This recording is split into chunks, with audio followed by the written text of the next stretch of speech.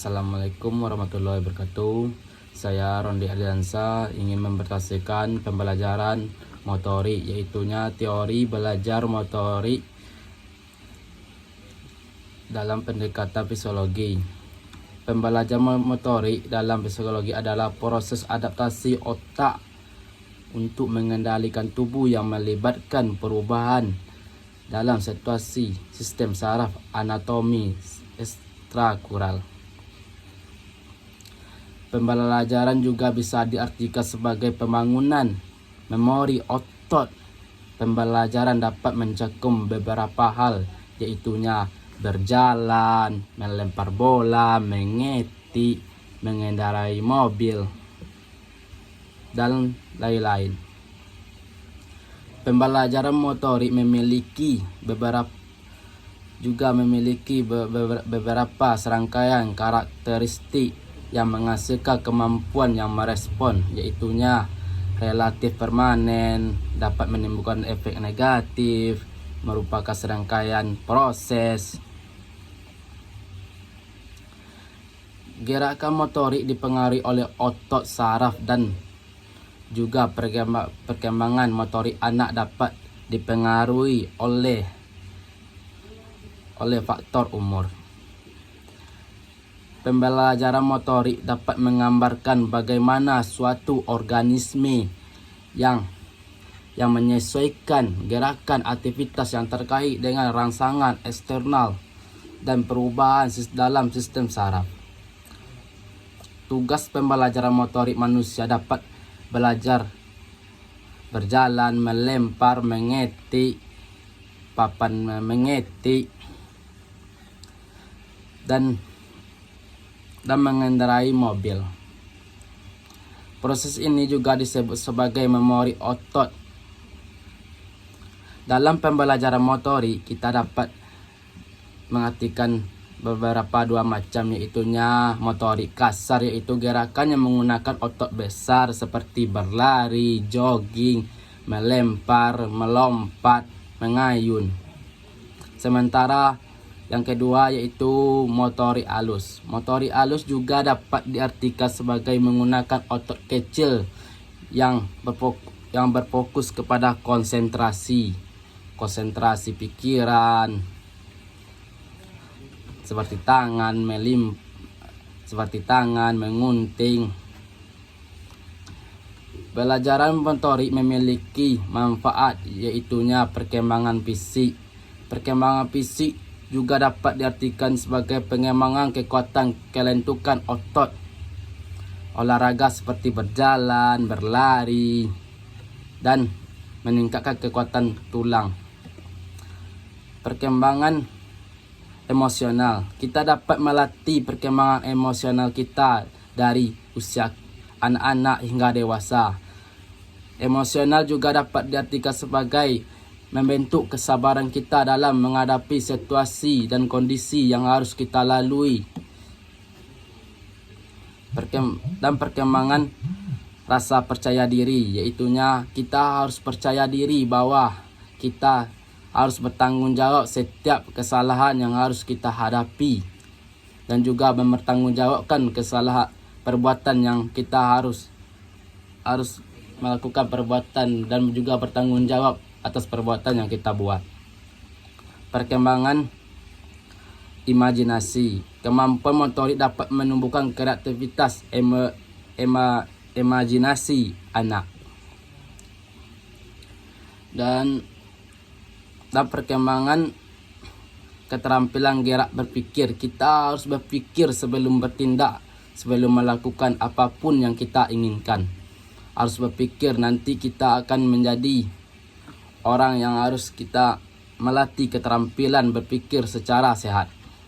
Perkembangan sikap mandiri. Kita ini harus mandiri karena membantu perkembangan sikap pada anak.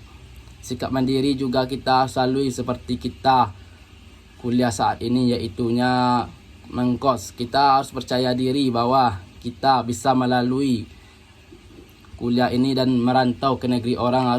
Kita harus berpikir, harus percaya diri bahwa kita bisa sukses nantinya.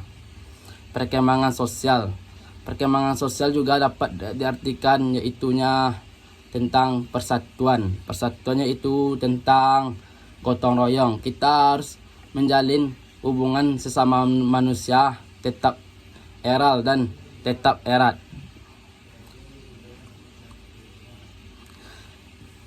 Perkembangan sosial juga dapat diartikan sebagai yaitunya membangun persatuan dan kesatuan, yaitunya untuk memajukan daerah ataupun memajukan nama pribadi. Kita harus mensejahterakan semua orang, tidak boleh sombong, harus menyapa, saling gotong royong.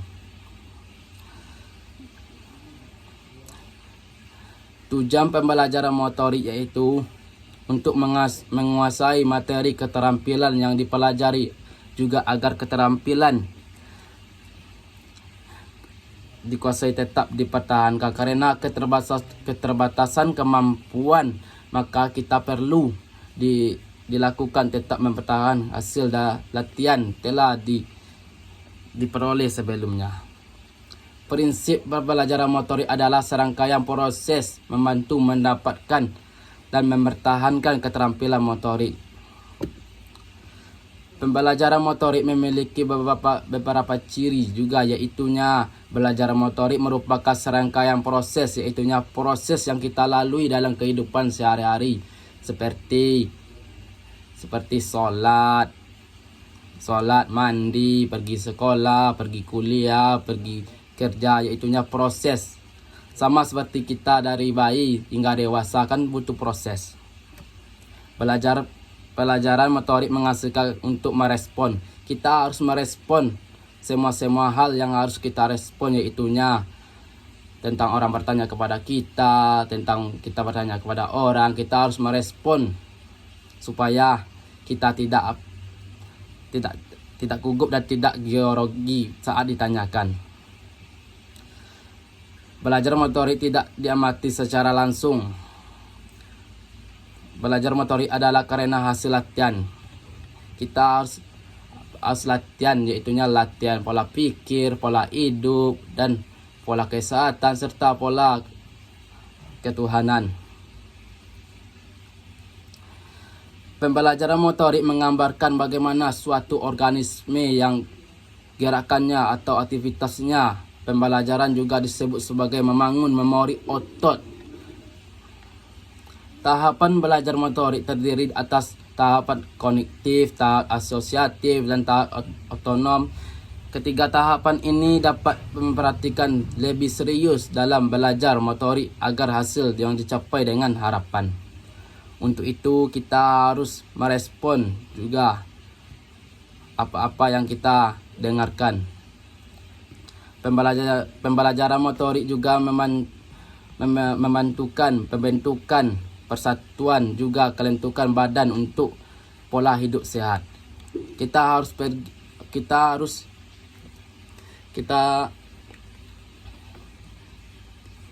harus ikuti peraturan yang ada di dalam kehidupan kita sehari-hari, seperti aturan pemerintah, aturan agama, aturan kesosialan, aturan norma, dan aturan berbagai macam.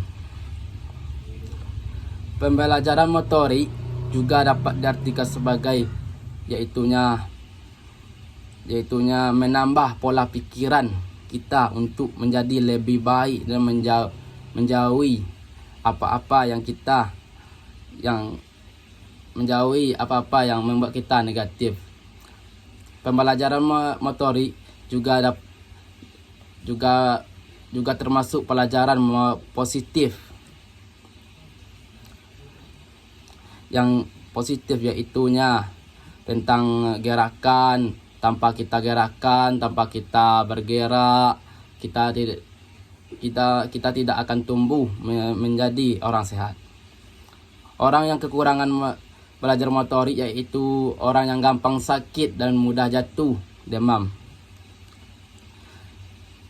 Pembelajaran motorik menggambarkan bagaimana suatu gerakan yang harus kita sesuaikan aktivitas yang kita lakukan sehari-hari, juga membangun manusia dalam mencakup perjalanan pembelajaran motorik juga dapat diartikan yaitunya sebagai membantu untuk perkembangan fisik, yaitunya proses yang kita lakukan harus kita lakukan dengan bersikap positif dan menjauhi sikap negatif. Perkembangan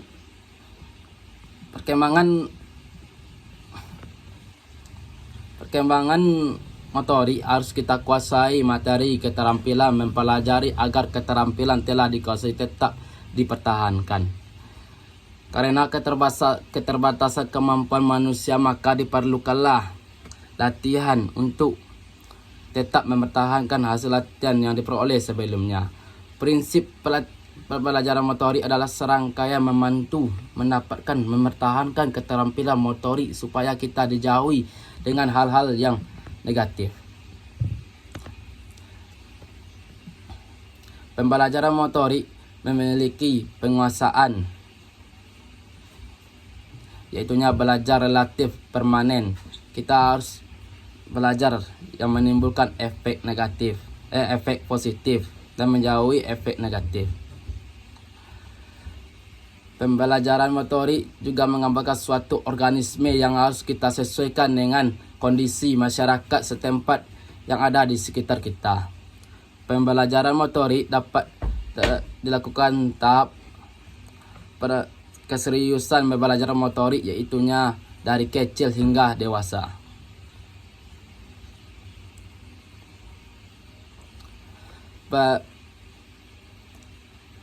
Pembelajaran motorik dapat mencakup beberapa gerakan, yaitunya gerakan yang kita lakukan sehari-hari, yaitu gerakan. Tanpa gerakan kita tidak bisa berpindah tempat dari suatu tempat ke tempat yang lain. Karena itulah kita bisa disebut sebagai gerakan ini, yaitu gerakan motorik, yaitunya perpindahan dari suatu tempat ke tempat yang lain dengan melakukan gerakan. Pembelajaran motorik juga dapat menghasilkan kemampuan yang diamati secara langsung. Contohnya saat guru menerangkan di sekolah, kita harus mengamati dan berfokus kepada guru yang mengajar supaya kita masuk ke dalam otak kita pembelajaran kita yang saat itu.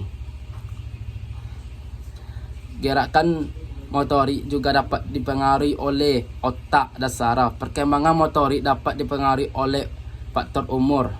Faktor umur yaitu dari usia 7 tahun hingga 17 tahun kita memiliki otak yang sangat jernih dan sangat serius dan cepat merespon. Yaitu otak yang berumuran sekitar 60 sampai 80 yaitu kurangnya responan, yaitu kurangnya komunikasi, yaitu sudah hilang ingatan.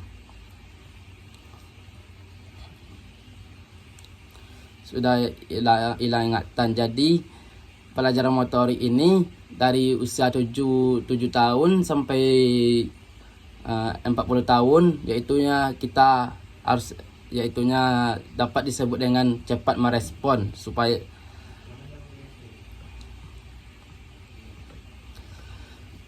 dan pembelajaran motorik juga dapat dihasilkan dengan hasil latihan yang dapat menimbulkan efek positif. Gerakan yang dipengaruhi oleh kaki, kepala, serta merespon orang-orang yang kita berbicara di depan kita. Kita harus merespon karena kita harus merespon.